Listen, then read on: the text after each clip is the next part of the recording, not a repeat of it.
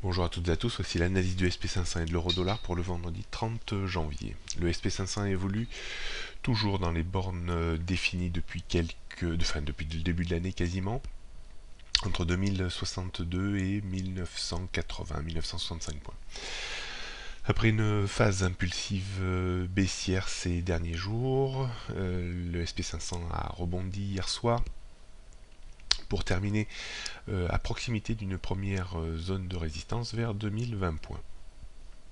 S'installer au-dessus de 2020 points lui permettrait d'espérer de remonter en direction des 2062 points. Pour avoir une dégradation plus nette, il faudra maintenant la rupture de 1980 puis 1965 points. Probabilité qui me semble un tout petit peu plus importante de basculer en dessous de 1965 points à terme que de s'affranchir des 2060 points.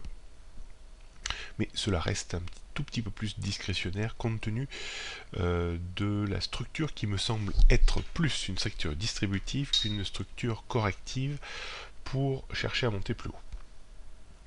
Donc on notera 2020, 2062, 2100 points en résistance, toujours un petit peu les mêmes niveaux que ces derniers jours, support 1980, 1965, 1925 et 1800 points. La tendance reste à la neutralité au sens large entre 2062 et 1980 points. Du côté de l'euro-dollar, stabilisation également entre 1,14 et un petit peu en dessous de 1,13 pardon. Il faudra un débordement de 1,14 maintenant pour trouver une nouvelle petite impulsion corrective en direction de 1,1640. Attention à la rechute et à l'enfoncement du point bas d'hier un petit peu en dessous de 1,13. On aurait de nouveau un risque de redescendre, tutoyer les 1,11.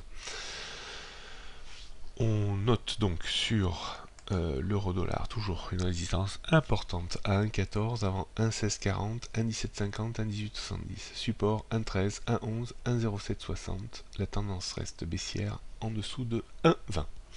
Prochaine analyse la semaine prochaine. Bon week-end à toutes et à tous.